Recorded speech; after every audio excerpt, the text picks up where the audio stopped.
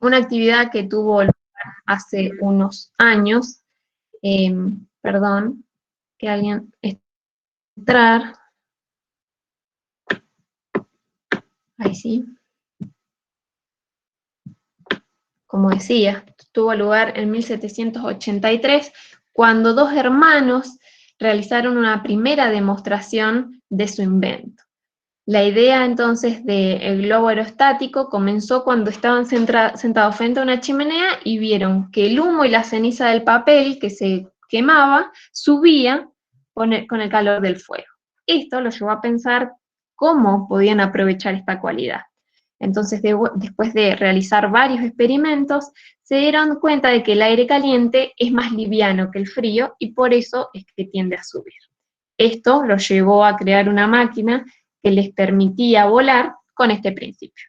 De esta forma nació el desarrollo de los globos aerostáticos y el uso de algunas de las propiedades de los gases. Veámoslas en detalle. En la primera unidad vimos que si miramos a nuestro alrededor podemos ver que todo lo que nos rodea es materia, ¿sí? En alguno de los distintos estados de agregación. La mayoría de los casos las cosas que nos rodean se encuentran en estado sólido, es decir, que son sustancias cuyos átomos o moléculas que están constituyendo la materia los mantienen unidos en una forma definida. Otras sustancias son líquidos, en los que los átomos o las moléculas que los forman están unidos por fuerzas más débiles, lo que les da un volumen definido, pero no una forma, sino que van a adquirir la forma del recipiente que los contiene, y otras sustancias son gases. Los gases, entonces, en estas sustancias conocidas como gases, vemos que los átomos o las moléculas tienen poca atracción entre sí, por lo cual se mueven libremente y en todo el volumen del que dispongan. Esto lo vimos ya en la unidad 1, pero podemos repetir algunas de las propiedades que definen a los gases. Si miramos a nuestro alrededor, sabemos que, por ejemplo, el aire representa bien o es un buen ejemplo de gases. Por ejemplo, en una mezcla de gases, sabemos que siempre es homogénea, porque los gases siempre se van a mezclar por completo, ¿sí? Cuando aplicamos presión, el volumen de un gas se contrae, y esto principalmente, el mezclado homogéneo y la compresibilidad, ocurren porque las moléculas están muy separadas. Esto está dado porque la energía cinética es muy alta y tenemos baja cohesión molecular.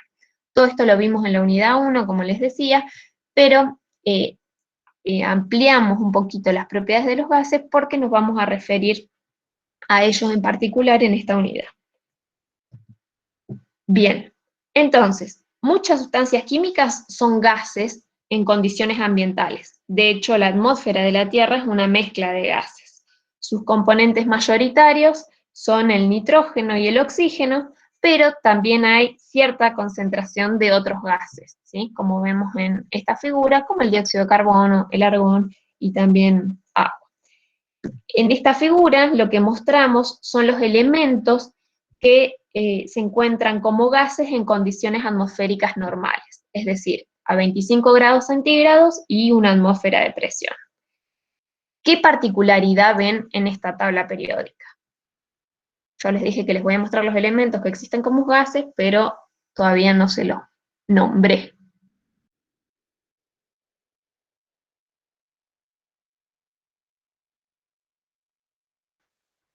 Chicos, ¿qué particularidad vemos en esta tabla? Hice una pregunta. Hay gente ahí, en teoría hay 52 personas conectadas.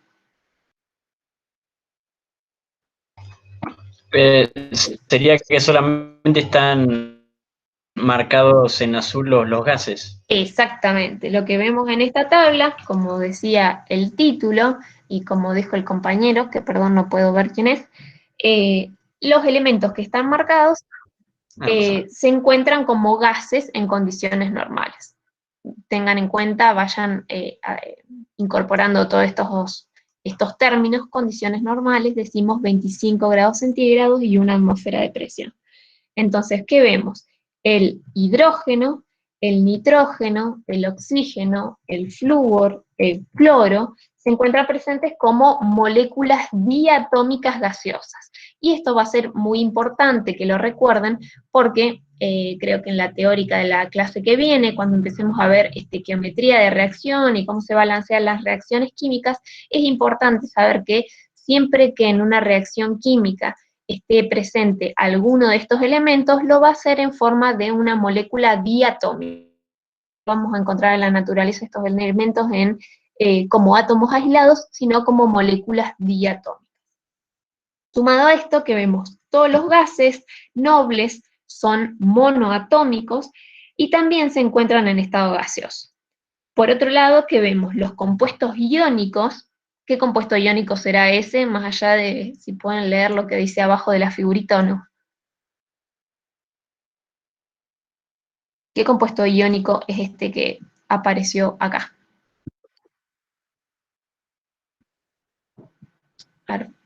Admito a alguien más. ¿Alguien que me responda? ¿Qué compuesto iónico?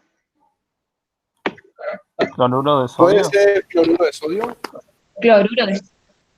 Exactamente, podría ser cloruro de potasio o podría ser bromuro de calcio, pero sí, exactamente, es cloruro de sodio. Lo que les decía es que los compuestos iónicos, como en este caso el cloruro de sodio, no existen como gases a 25 grados centígrados y una atmósfera, porque los cationes y aniones que están unidos en este sólido están precisamente unidos por fuerzas electrostáticas muy fuertes, ¿sí? Y para separarlos es necesario entregar energía en forma de calor. Entonces, para romper un enlace iónico es necesario entregar mucho calor. Es por esto que los compuestos iónicos a temperatura y presión normal no existen como gas, sino como compuestos sólidos. Dentro de los compuestos moleculares tenemos ejemplos de algunos gases, como el monóxido de carbono, el dióxido de carbono, el amoníaco, el agua, pero la mayoría son líquidos o sólidos a temperatura ambiente. Sin embargo, al calentarlos, se convierten en gases más fácilmente que los compuestos iónicos. Entonces, si bien no existe una regla que nos permita decir si un compuesto molecular es un gas en condiciones atmosféricas normales, podemos considerar las fuerzas que los mantienen unidos a estos átomos en las moléculas, es decir, las fuerzas intermoleculares, ¿sí? Que son las que vimos la clase anterior. Entonces, mientras más fuertes sean estas atracciones, menor es la posibilidad de que un compuesto exista como gas a 25 grados centígrados y una atmósfera.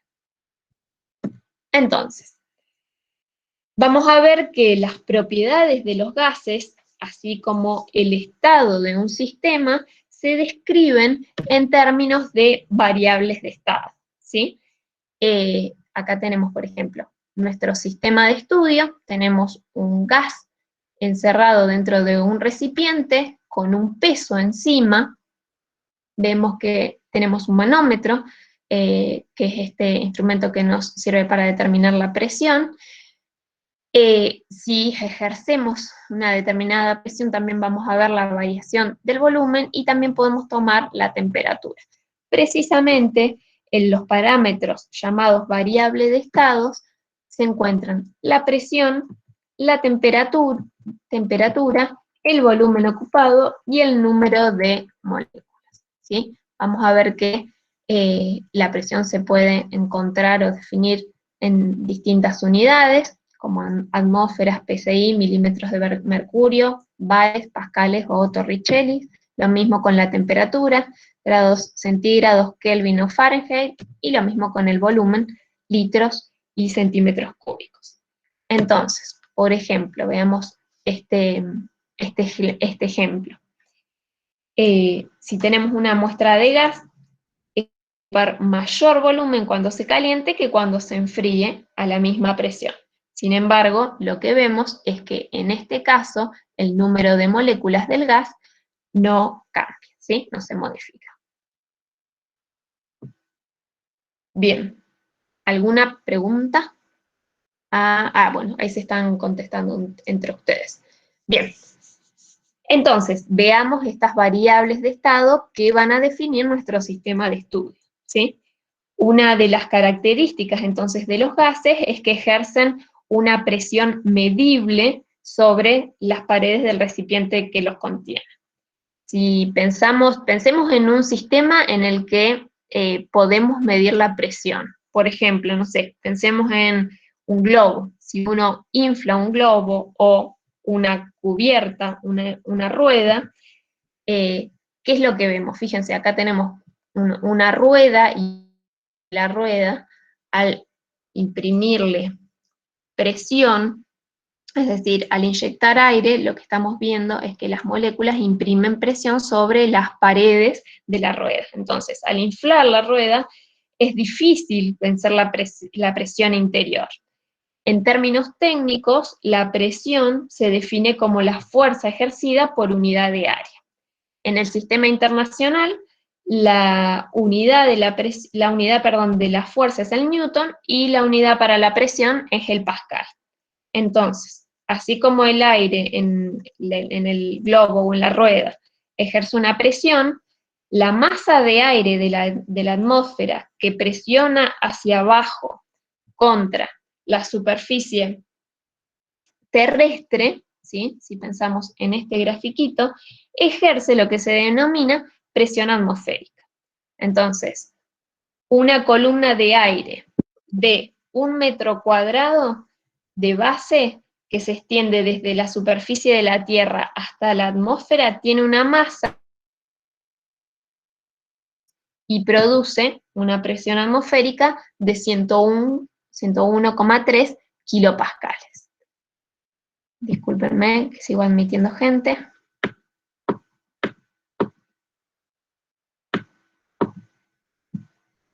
Bien, por lo general, en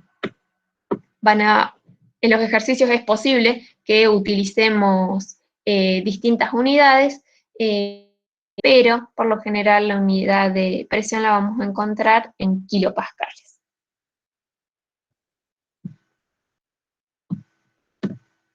Bien, ahora, según la teoría cinética, la temperatura es una medida de la energía cinética media de los átomos o de las moléculas que van a constituir nuestro sistema de estudio.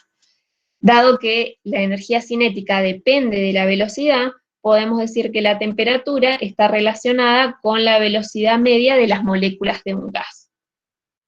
¿Qué pasa si tenemos nuestro sistema de estudio, por ejemplo, este recipiente que contiene un gas y aumentamos la temperatura? ¿Qué les parece que puede pasar con las moléculas de ese gas en términos de la energía cinética? Y se van a mover más, y entonces se van a separar más y va a haber un mayor volumen. En términos de la energía cinética, bien, tenemos Y van a mayor mover movimiento. ¿Sí? Perdón, no sé a quién interrumpí. No, profe, disculpe, justo empezó a ladrar el perro por las dos cortes nomás. Bien, entonces, sí, en términos de la energía cinética, vemos que a medida que aumenta la temperatura, tenemos mayor movilidad de las moléculas, ¿sí? Y esto lo vamos a ir viendo con las distintas leyes de los gases uno por uno. Mientras que el volumen, perdón, tenemos la presentación acá. Mientras que el volumen es el espacio que ocupa un sistema, para medirlo, tenemos que ver cuántas veces entra en él una unidad de volumen usada como unidad de medida. En el sistema internacional, el litro es la unidad de volumen que equivale a 1 decímetro cúbico, ¿sí? Por lo general vamos a utilizar el litro. Bien, ¿hasta acá quedan dudas? ¿Alguna pregunta? No. No, bien. Definimos solamente qué son las variables de estado y ahora vamos a ir viendo cada una de las leyes que nos van a conducir a la ecuación de los gases ideales. Entonces, a diferencia de los sólidos y los líquidos, distintos gases tienen, un comportamiento físico similar que va a ser independiente de su composición química. De hecho, estos dos señores, Robert Boyle y Ed Marriott, realizaron algunos de los primeros experimentos sobre el comportamiento de los gases. Imaginemos que nuestro sistema está comprendido por un gas que está en el interior de este recipiente, que en la parte superior tiene un pistón móvil, ¿sí? ¿Qué pasaría si empujo el pistón hacia abajo? Aumenta la presión. El volumen es más chico y aumenta la presión. Exactamente. Vieron que esto es bastante fácil de ir viéndolo. El volumen del gas va a disminuir, de hecho, probablemente vamos a sentir una resistencia al bajar el pistón porque la presión del gas aumenta en el cilindro. Entonces, de acuerdo a la ley de Boyle, el volumen de una cantidad fija de un gas a temperatura constante varía de forma inversa a la presión. Es decir, si la presión se reduce a la mitad, ¿sí? Es lo que vemos acá, el volumen se duplica. Y si la presión se duplica, el volumen baja a la mitad. Entonces, la forma de expresarlo es, a temperatura constante, el producto de la presión por el volumen de una masa de un gas es constante.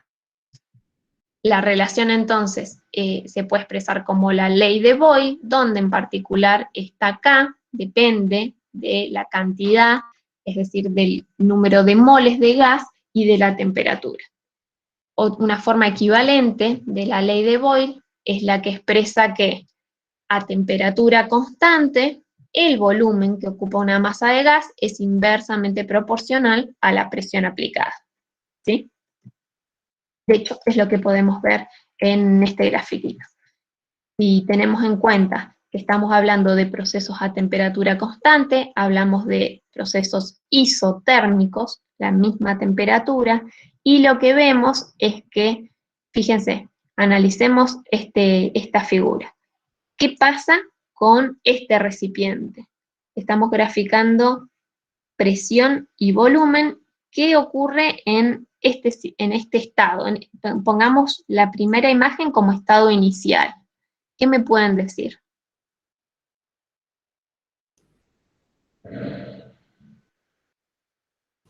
¿Qué ocurre? Claro, hagan el análisis de la presión y el volumen. A mayor presión, menor volumen. Es lo que más... Bien, y supónganse que este es el estado inicial y este es el estado final. ¿Qué ocurre en el estado final? Se cuadruplicó el volumen del gas porque se dividió 4 veces la presión que se estaba ejerciendo. Bien, precisamente, entonces lo que vemos es que el volumen, ¿sí? El volumen es inversamente proporcional a la presión, ¿sí? ¿Se entiende? A medida que la presión disminuye, bien ahí quienes están contestando en el chat. Sigamos. Fíjense, si consideramos lo que les había dicho recién, dos estados diferentes, ¿sí?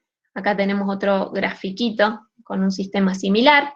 Tenemos inicial, dado por el subíndice 1, volumen 1 y presión 1. El sistema tiene estas condiciones.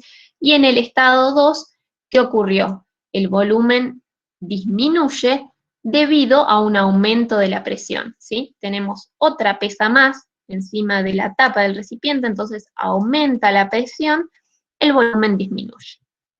Lo que vemos entonces es que el producto de la presión por el volumen es una constante, y podemos plantear esta relación que me dice que el producto de la presión inicial por el volumen inicial es igual al producto de la presión final por el volumen final. Fíjense, veamos este ejemplo. Nos dice que 12 litros de un gas ejercen una presión de 1,2 atmósferas. La pregunta es, ¿cuál será el volumen que ocupará esta misma masa de gas si, manteniéndose la temperatura constante, se lleva a una presión de 1,8 atmósferas? tenemos muchos datos en este enunciado. Planteémoslo. ¿Cuáles son los datos que me está dando el problema? El volumen y la presión inicial y la presión final. Exactamente. Acá es muy importante entonces que definan inicial y final. Exactamente. Muy bien, Lara. Y también tengo que tener bien en claro la variable estado. Precisamente en este caso vemos presión y volumen, estado inicial y estado final. ¿Y cuál sería mi incógnita? El volumen final. El volumen final. Bien. Tengan en cuenta que nos está hablando de un proceso isotérmico, ¿sí? Nos habla de un sistema a temperatura constante. Entonces, dijimos, la presión 1, inicial, es 1,2 atmósferas, nos da el volumen inicial y nos da el valor de la presión final. Teniendo en cuenta entonces la relación que vimos a partir de la ley de Boyle, podemos despejar el volumen 2, que nos dice que serán 8 litros. Fíjense también acá nuevamente, bien Lara, lo resolviste allí todo, la importancia de poner las unidades, ¿sí? En todos los ejercicios es necesario que pongan las unidades, y ya van a ver, cuando lleguemos a la ecuación de los gases ideales, la importancia de tener cada parámetro con la unidad correspondiente. Fíjense, ¿tiene sentido este valor? Por supuesto. ¿Por qué, por supuesto? Porque el volumen se mide en litros. Bien, se mide en litros, pero llevemos este ejemplo a este gráfico.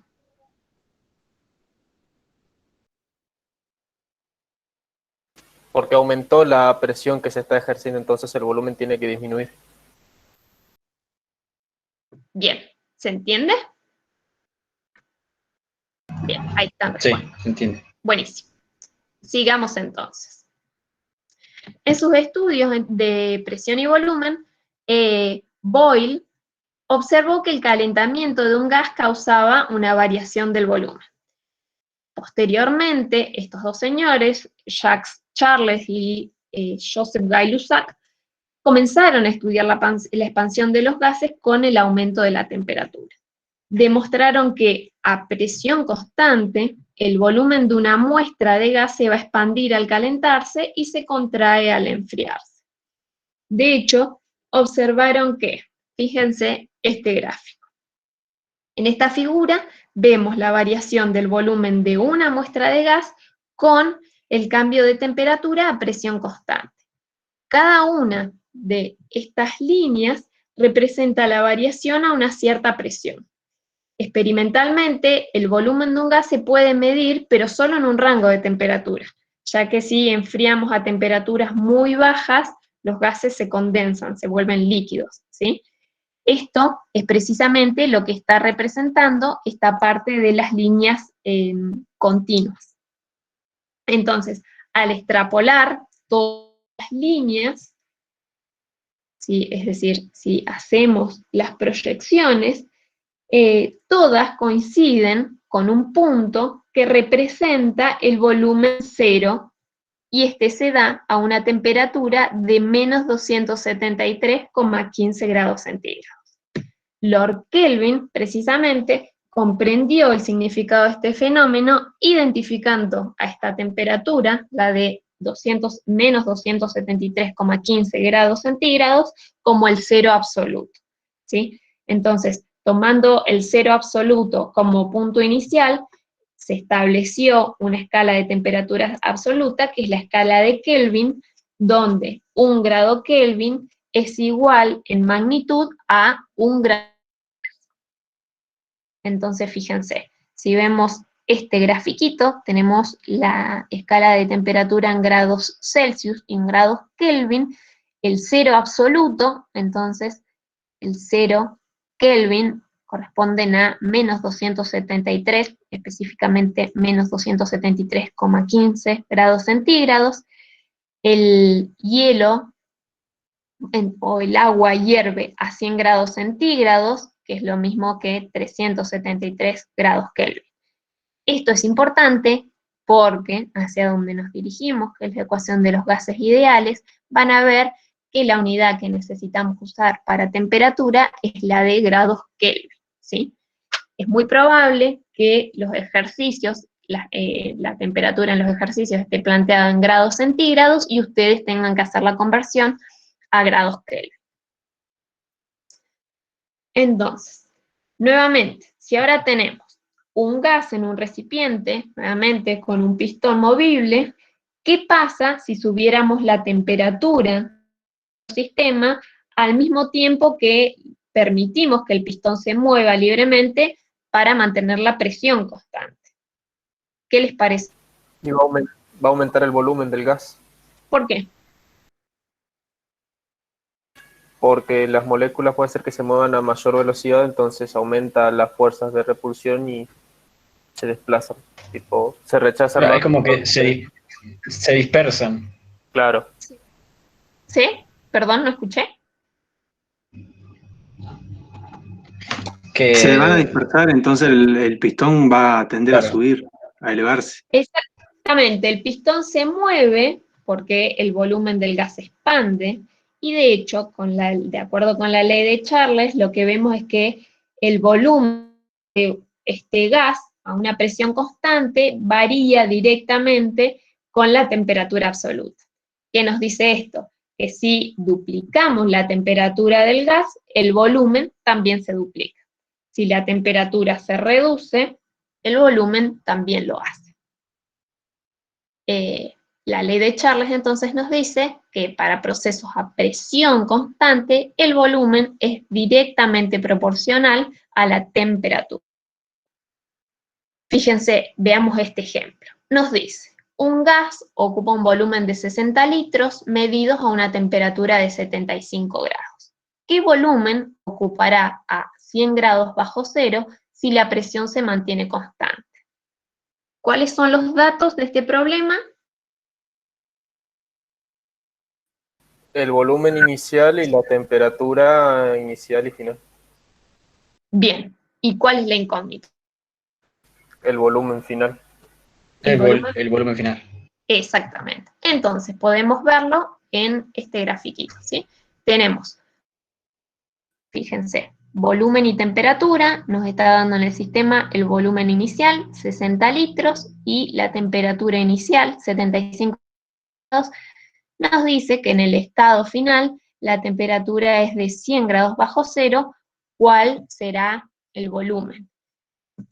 Nos está hablando de un proceso a presión constante, por lo tanto hablamos de un proceso isobárico, y teniendo en cuenta los datos que vimos recién, fíjense que la temperatura la convertimos, ¿sí?, de grados Celsius a grados Kelvin.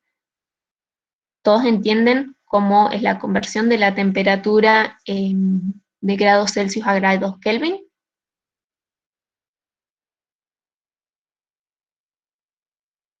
¿Solo hay que Sí. sumar siempre? ¿Cómo? Perdón. ¿Solo hay que sumar 273?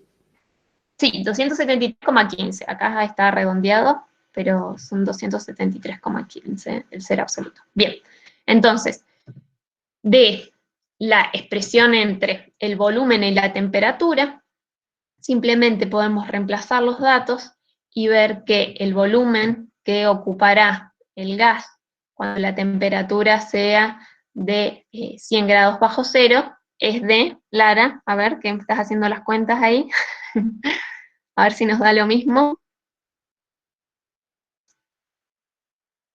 Bien, fíjense, 29,8 litros. De hecho, el ejercicio en la teórica lo van a haber planteado de otra forma, pero yo cambié los datos para que coincidan con este gráfico, ¿sí? Entonces, a través de la ley de Charles podemos ver que si se duplica la temperatura del gas, el volumen se duplica, o, como en este caso, si la temperatura se reduce, el volumen cambia. ¿Se entiende?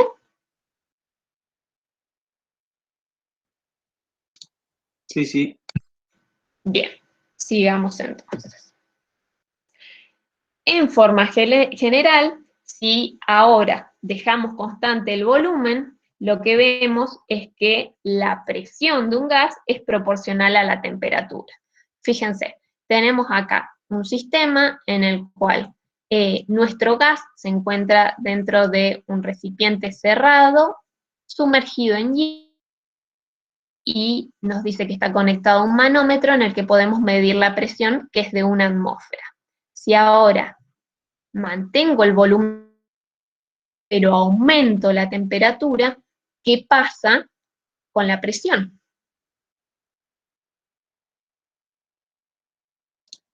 Va a aumentar la presión. Va a aumentar. Precisamente tenemos mayor movimiento de las moléculas. Lo que vemos es que si tenemos un sistema en el que establecemos los subíndices 1 como inicial y subíndices 2 como final, vemos que la presión es proporcional a la temperatura. Si la temperatura aumenta, también lo hace la presión. En este caso estamos hablando de procesos abolantes, por lo tanto hablamos de procesos isocóricos. Veamos un ejemplo de esto. A 20 grados centígrados, una cierta masa gaseosa soporta una presión de 8 atmósferas. Si se calienta hasta llegar a una temperatura de 80 grados centígrados, ¿cuál será la presión suponiendo que el volumen permaneció constante? ¿Qué datos tenemos? La temperatura inicial Bien. y la presión atmósfera. ¿Y qué presión es esa? ¿Inicial o final? La inicial, perdón. Bien. ¿Y qué otro dato? Después tenemos La temperatura final 80. Bien, temperatura final 80, bien Lara ahí también. ¿Y cuál es nuestra incógnita? La presión. La presión final. La presión final. La idea es que puedan hacer esto que estamos haciendo entre todos con cada uno de los ejercicios, ¿sí? Que planteen cada uno de los datos, que hagan las conversiones de unidades que necesitamos y que planteen la expresión que nos relacione las variables que nos están dando como datos y en función de eso resuelvan la incógnita, ¿sí? Precisamente, como dice Lara en el chat, la presión, en el caso de que nuestro sistema sea calentado hasta 80 grados centígrados, es de 9,63 atmósferas. La temperatura aumentó, la presión también. Bien, ¿se entiende hasta acá?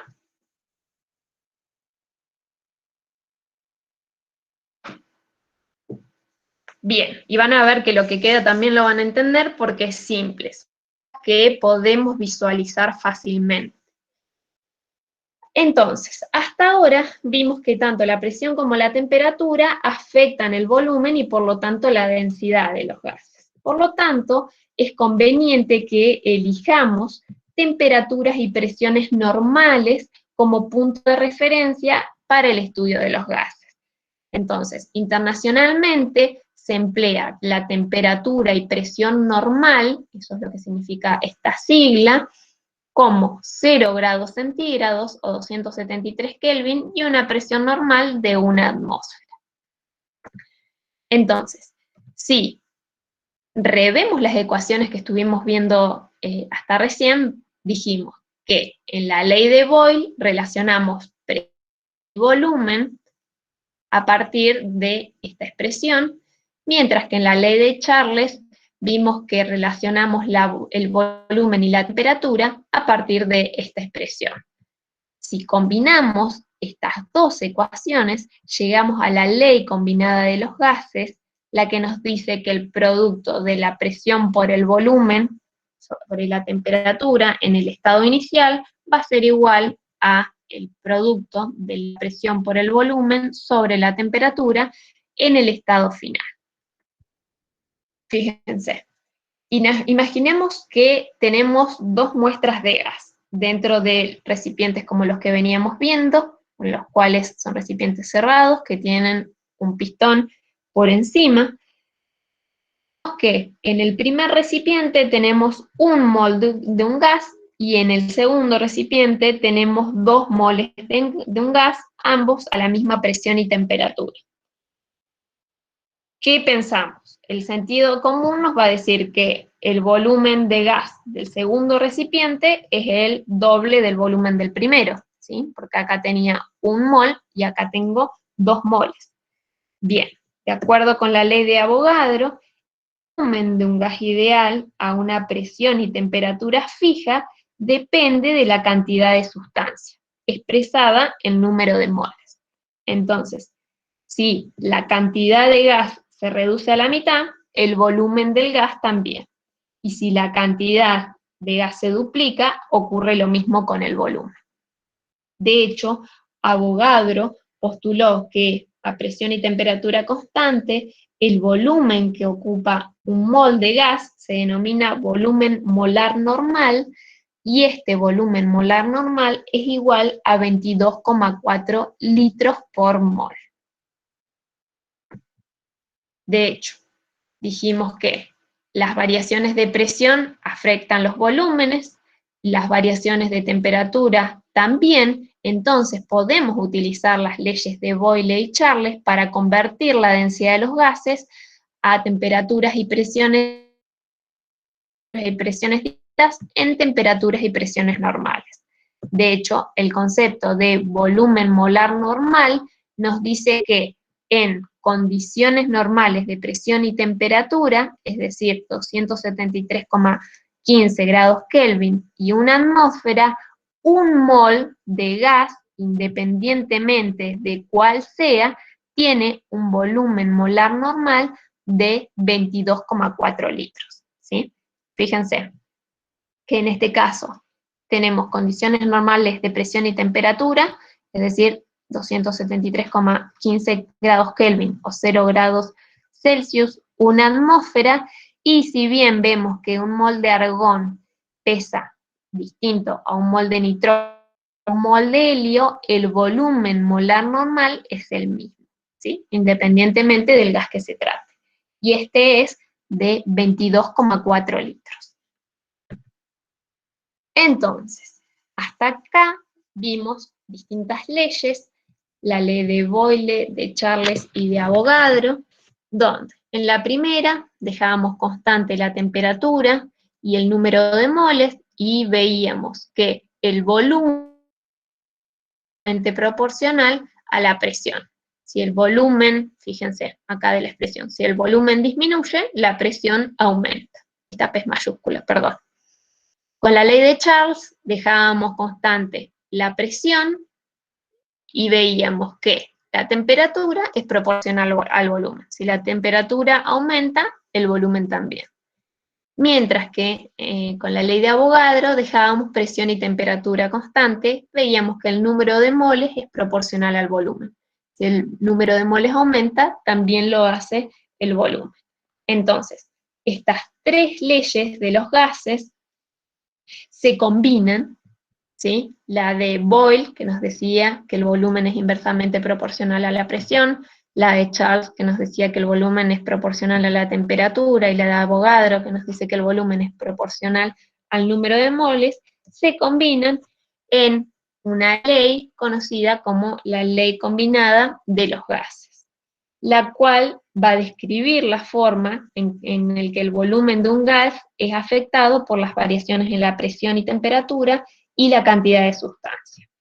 Entonces, la ecuación de los gases ideales tiene esta forma, donde vemos que el producto de la presión por el volumen es igual al número de moles por la temperatura por una constante de proporcionalidad conocida como constante de los gases ideales.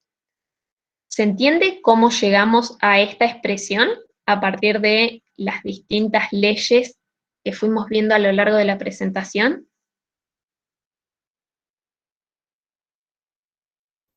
Sí. Sí, bien, hay muchos, sí.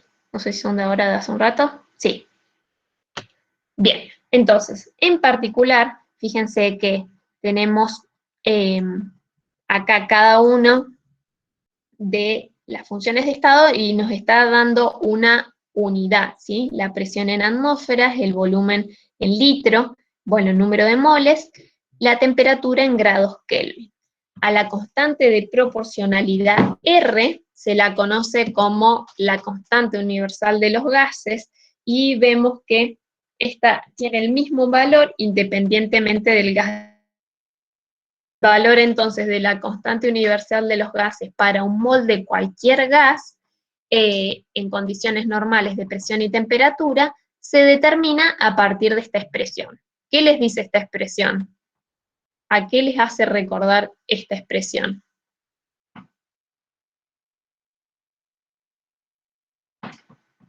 Sí, Franco, ahí te estoy leyendo.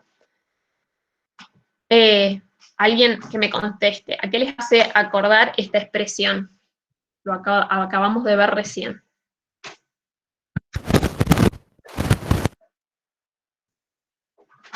¿Sí? ¿Ahí escuchó algún micrófono?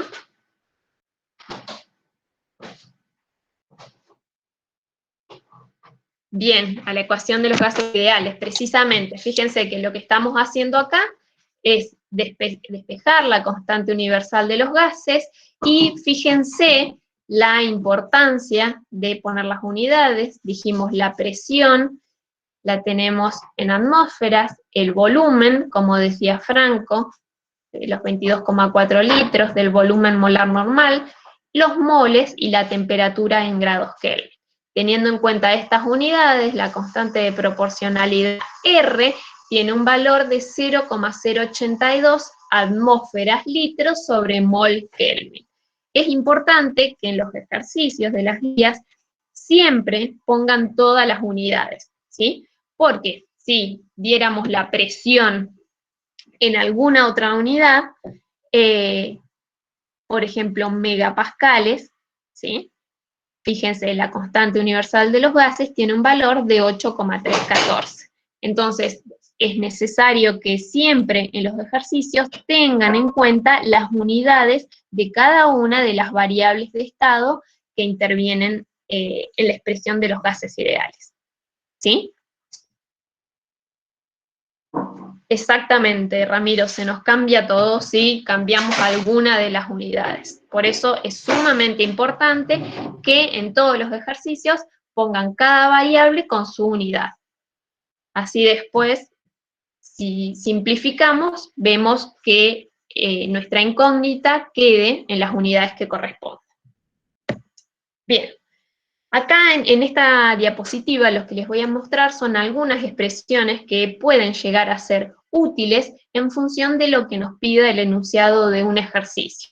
Por ejemplo, partiendo de la ecuación de los gases ideales, lo que vemos es que si la reordenamos, podemos calcular la densidad de un gas. ¿Cómo se define la densidad? Masa sobre volumen, ¿puede ser? Masa sobre volumen. ¿Y dónde les parece que podemos meter de alguna forma en la ecuación de los gases ideales la densidad?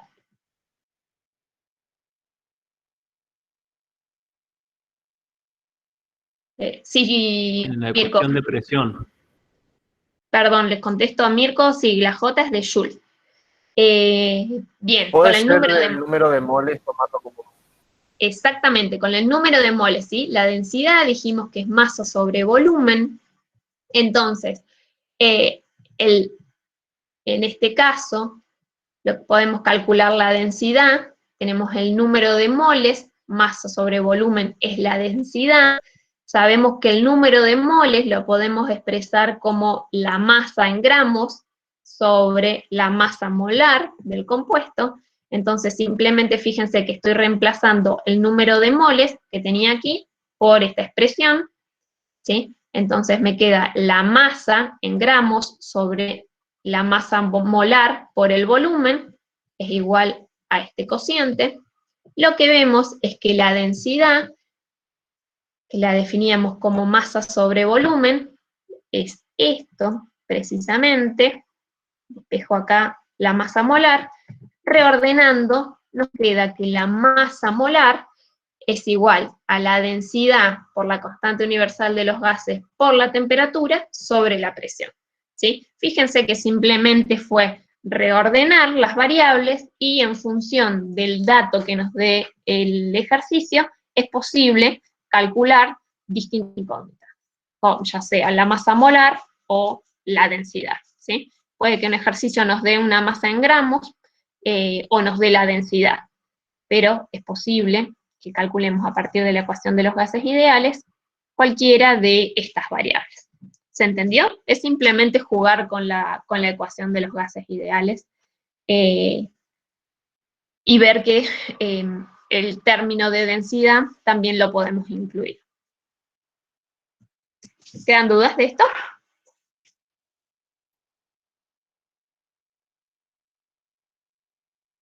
No. Bien. Sigamos entonces. Como dijimos inicialmente, muchas muestras gaseosas, entonces incluyendo hasta nuestra propia atmósfera, son mezcla de varios gases. El número entonces de moles totales de una mezcla gaseosa va a ser igual al número de moles de cada una de las sustancias presentes, en este caso de cada uno de los gases presentes, ¿sí? Entonces el número de moles totales es igual al número de moles, por ejemplo en el caso de la atmósfera, de oxígeno, más el número de moles de nitrógeno, más el número de moles de dióxido de carbono, por ejemplo.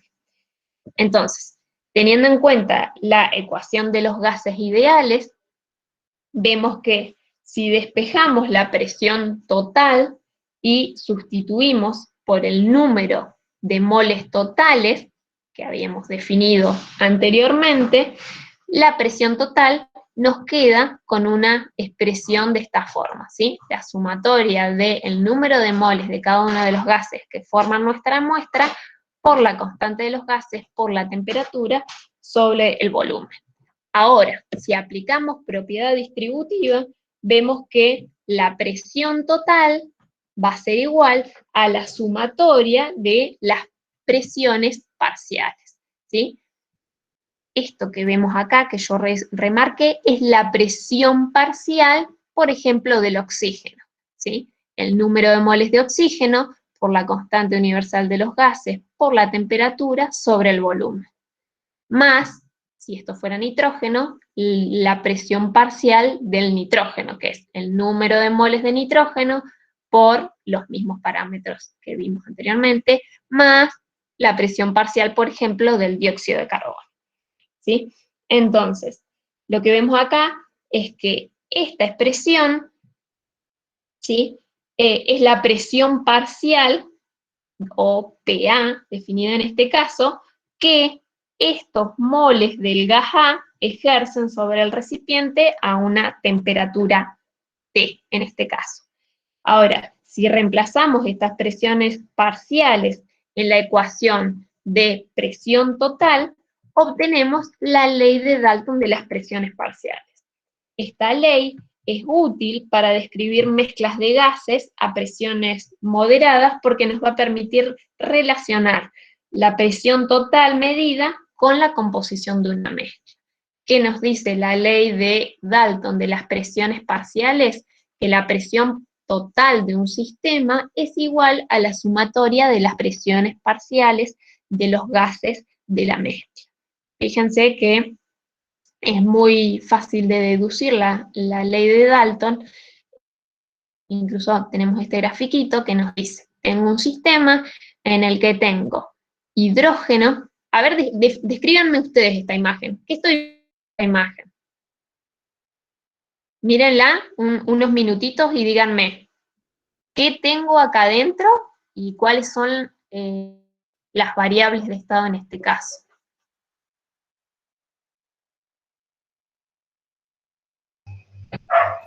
Lo que tengo es una molécula diatómica, un gas formado Bien. por cuya composición es una molécula diatómica, y las constantes perdón, las variables que tengo es la presión y cantidad o número de moles. ¿Y qué más? Y tengo ahí abajo me parece el volumen y la temperatura. Exactamente, fíjense que está todo el sistema definido, ¿sí?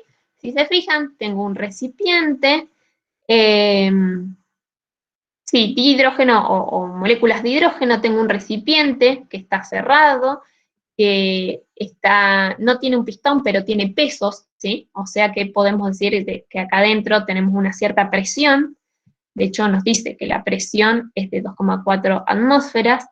tenemos hidrógeno, ¿sí? Precisamente 0,5 moles, y nos dice que en este sistema tenemos un volumen de 5 litros y la temperatura se encuentra a 20 grados centígrados. A ver, ¿qué ocurre en este otro recipiente?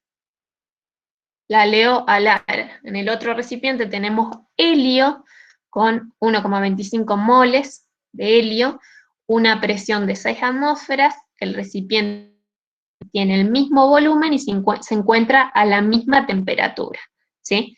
Entonces, a partir de aplicar la ley de Dalton de las presiones parciales, ¿qué vemos? Que si tuviésemos una llave en la cual podemos mezclar estos dos sistemas, vemos que la presión total a la sumatoria de las presiones parciales, ¿sí? Donde la presión parcial de, en este caso, por ejemplo, hidrógeno y helio es igual al número de moles de hidrógeno. Fíjense, con la constante universal de los gases es la misma, la temperatura es la misma y el volumen es la misma. Entonces, solo lo que voy a cambiar para calcular la presión parcial es el número de moles de hidrógeno y el número de moles de helio, ¿sí? Entonces, de la ecuación de los gases ideales, vemos que la presión total del sistema va a ser el número de moles de helio por la constante universal de los gases, por la temperatura sobre el volumen, más el número de moles de hidrógeno por la constante universal de los gases, por la temperatura sobre el volumen. Fíjense que las temperaturas se mantienen iguales, ¿sí? Lo único que varió es el número de moles de cada uno de los gases. ¿Se entiende? La ley de sencilla. Es importante que tengan en cuenta, entonces, siempre las unidades para llegar a determinar la propiedad que les está pidiendo el sistema. ¿Se entiende hasta acá? O sea, para resumir, para conseguir la presión total sumamos todas las presiones parciales, digamos. ¿Cómo? Perdón. Se Que cortó. que para hallar la presión total hacemos la sumatoria de las presiones parciales. Exactamente. Eso es lo que dice la ley de Dalton. La presión total de un sistema es igual a la sumatoria de las presiones parciales.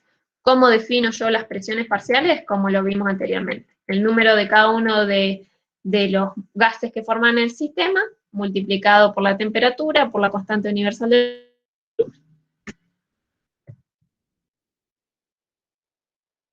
Bien, sigamos entonces. Este es otro concepto muy importante que quiero que quede bien claro, porque la composición de cualquier mezcla de gases también se puede describir en términos de la fracción molar de componente. Fíjense, si esto fuese una torta y yo tomo una porción, ¿cómo definiría la torta de una pizza? Como quieran, depende si les gustan los dulces o los salados. ¿Quién más? ¿Cómo definiríamos esa fracción de la porción que yo estoy tomando?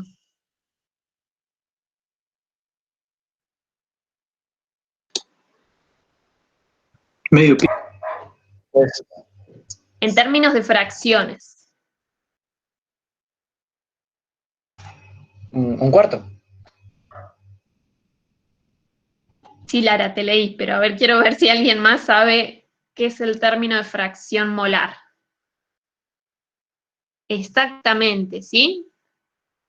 Fíjense, si fuese una torta, la estoy dividiendo en 4 porciones iguales y estoy tomando o quitando una, ¿sí? Entonces lo puedo expresar como un cuarto, ¿sí? La parte que tomo sobre el total de las partes de mi sistema. Entonces, dijimos, en una mezcla de gases, la composición también se puede describir en términos de la fracción molar de cada componente. Entonces, la fracción molar, ¿sí? Piensen, por ejemplo, de un gas oxígeno, este anaranjadito va a ser oxígeno, la fracción molar de oxígeno es el número de moles de oxígeno sobre el número de moles totales de mi sistema. Entonces, al igual que en toda fracción, la fracción molar es una cantidad adimensional. Denme un minuto, perdón. La fracción molar es una cantidad adimensional y en una mezcla la fracción molar de cada componente la podemos definir así. Si dijimos, pensemos que esto es, por ejemplo, un recipiente que tiene aire, ¿sí? Entonces tenemos una fracción de oxígeno, una de nitrógeno, una de dióxido de carbono y una de argón, suponiendo que se encontrara la misma proporción, cosa que no es así. La idea es saber que la fracción molar, es decir, la proporción de oxígeno va a ser igual a oxígeno sobre el número de moles totales del sistema. La proporción de nitrógeno va a ser igual al número de moles de nitrógeno sobre el número de moles totales del sistema, ¿sí? Entonces, lo que vemos es que la fracción molar y la presión parcial pueden relacionarse a partir de estas expresiones. Porque dijimos que el número de moles de, por ejemplo, oxígeno, lo determina el cociente entre la presión por el volumen y la constante universal de los gases por la temperatura, y totales es igual a la presión total por el volumen sobre la constante universal de los gases por la temperatura. Si sustituimos, reemplazamos por la expresión de la fracción molar, nos queda que la fracción molar es igual a la presión parcial de ese componente, por ejemplo el oxígeno, sobre la presión total del sistema. Simplemente hice el reemplazo. Fíjense que lo importante es definir la fracción molar. Por ejemplo, la fracción molar de la porción naranja va a ser el número de moles de esta porción naranja sobre el número de moles totales del sistema. Y la relación entre la fracción molar y la presión parcial está dada por esta expresión que nos dice que la fracción molar de uno de los gases en una mezcla es igual a la presión parcial de ese gas sobre la presión total del sistema. Estas ecuaciones entonces las podemos reordenar y tenemos otro de los enunciados de la ley de Dalton de las presiones parciales que nos dice que la presión parcial de cada gas es igual a la fracción molar en la mezcla por la presión total del sistema. Simplemente hice el reemplazo de cada una de las expresiones y fíjense, la sumatoria de las fracciones molares tiene que ser 1, ¿sí? El total siempre es 1, entonces la sumatoria de la fracción molar de, por ejemplo, oxígeno, ¿sí? Va a ser el número de moles de oxígeno sobre el número de moles de oxígeno más nitrógeno más dióxido de carbono. La fracción molar de nitrógeno va a ser el número de moles de nitrógeno sobre el número de moles de oxígeno más nitrógeno más dióxido de carbono, y todo tiene que ser igual a 1, ¿sí? Entonces, sabiendo que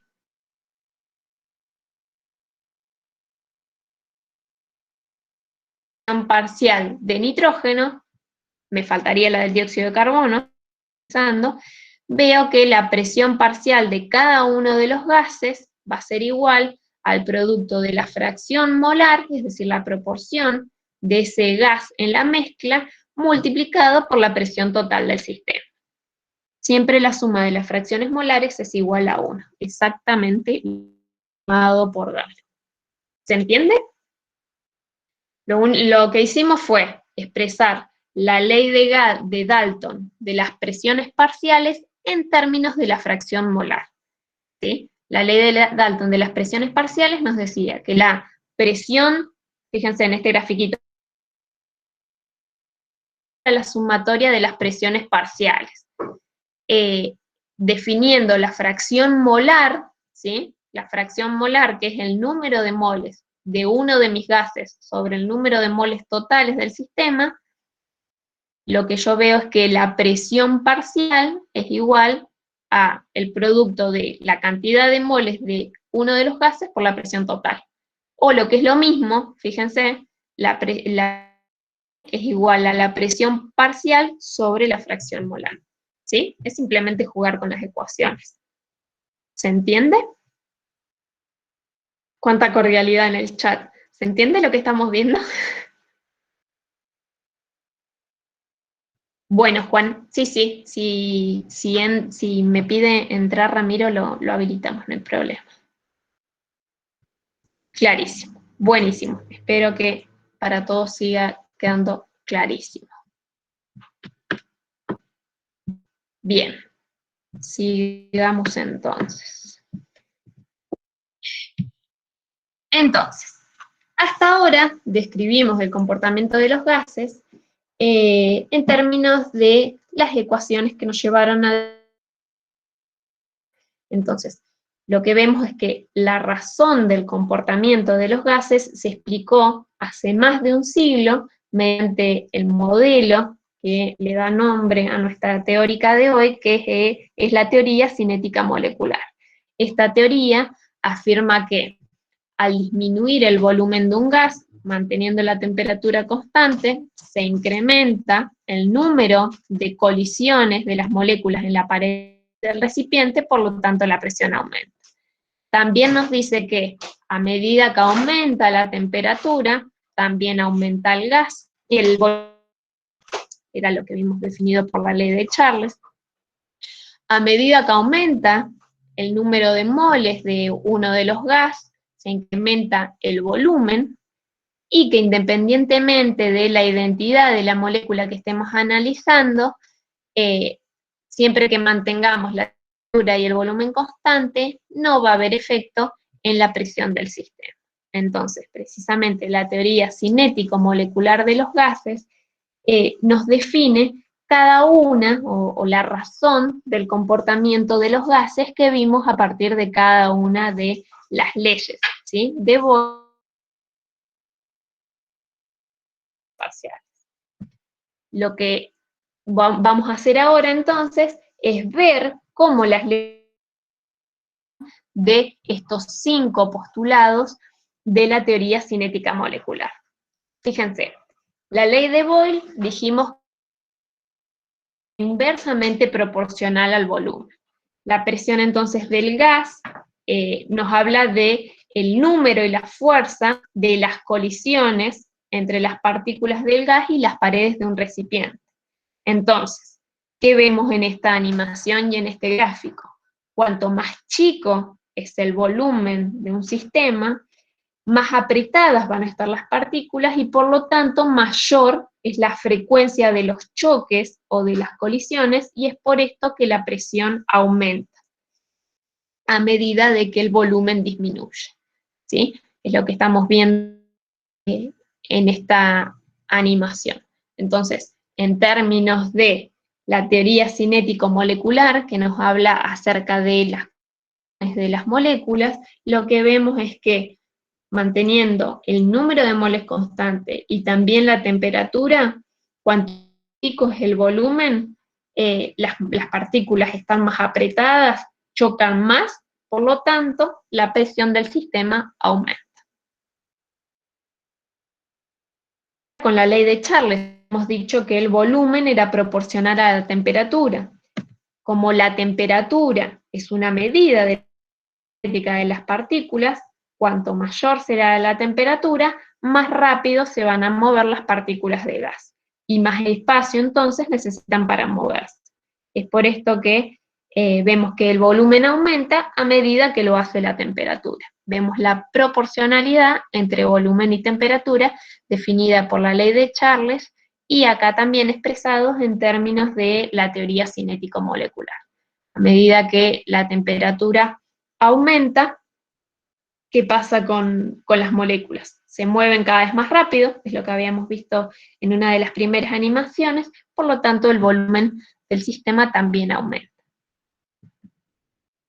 En cuanto a la ley de Dalton, de las presiones parciales, dijimos que la identidad de las partículas de un gas es irrelevante, porque la presión de un volumen dado de gas va a depender de la temperatura y del número de moles. Entonces la presión que ejerce una clase específica de partículas depende de la fracción molar y del tipo de partícula que tiene en la mezcla. Fíjense, tenemos un gas A dentro de un recipiente con una determinada presión, un gas B en otro recipiente con otra determinada presión. La mezcla de los gases A más B, la presión total dada sumatoria de las presiones parciales. ¿Sí? Entonces la presión total es la sumatoria de las presiones parciales en términos de la ley de Dalton o el producto de la fracción molar por la presión total. Bien, ¿se entiende hasta acá? Lo único que estamos haciendo es expresar cada una de las leyes de los gases en términos de la teoría cinético-molecular y de las colisiones de las partículas en función de la variación de las distintas variables de estado. Bien, entonces para finalizar, veamos lo que nos dice la ley de Graham. Lo que vimos es que el movimiento y las altas velocidades de las partículas de un gas van a tener consecuencias prácticas. Una es que los gases se mezclan rápidamente cuando se ponen en contacto. Por ejemplo, si agarramos como el que postulamos recién, donde inicialmente tiene la llave cerrada, en un lado tenemos oxígeno a una atmósfera de presión y nitrógeno a una atmósfera de presión. Si abrimos la llave, vemos que los gases se mezclan y como es la variación de las presiones de cada uno de los sistemas. Pensamos en, por ejemplo, un recipiente con perfume. Si le sacamos la tapa, sabemos que su olor se va a expandir rápidamente por toda una habitación, dado que las partículas del perfume se van a mezclar con el aire. Entonces, el movimiento molecular de una mezcla de gases con colisiones frecuentes se conoce como difusión. Les debe haber pasado que, por ejemplo, en esta época que todos llegamos a casa, nos lavamos las manos y nos ponemos alcohol. Si uno abre una botella de alcohol en un lugar de la casa, es probable que al poquito tiempo alguien más en la familia sienta el olor a alcohol. Precisamente esto está dado porque las moléculas de gas se dispersan muy fácilmente al mezclarse con las moléculas del aire. Sí, también, o del desodorante también. Mientras que en otro proceso que es similar, pero en el que las moléculas de un gas se escapan a través de un orificio pequeño hacia un vacío, en este caso estamos hablando de un proceso de efusión. De acuerdo entonces con la ley de Graham, la velocidad de efusión de un gas es inversamente proporcional a la raíz de su masa. Por lo tanto, cuanto más liviano es una partícula, va a difundir más rápidamente. ¿Sí? Fíjense, en esta imagen tenemos 3 globos, ¿sí? Uno lleno con helio, otro con nitrógeno y otro con oxígeno. ¿Sí? Y acá de un material en particular. Pero mi pregunta es, ¿qué les parece? ¿Por qué el globo de helio es más pequeño que los otros 2, en los que tenemos nitrógeno y oxígeno?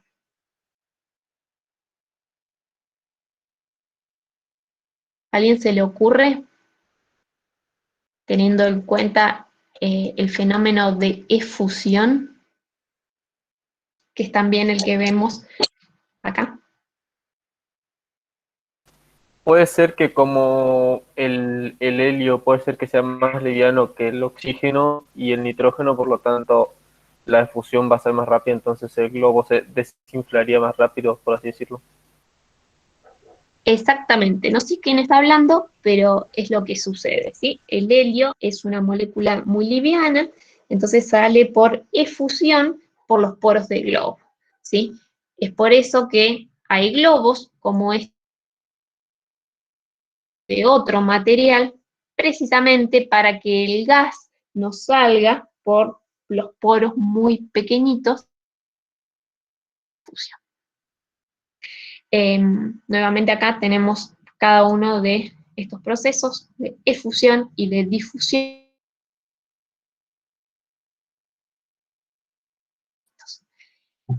Bien, con esto termina la teórica de hoy, la unidad de gases ideales. Creo que es una unidad bastante sencilla, es muy importante que se acostumbren a trabajar con las unidades, porque como les decía, las guías de ejercicio es probable que enunciados utilicemos distintas unidades precisamente para que se acostumbren a la resolución de ejercicios de distinto tipo.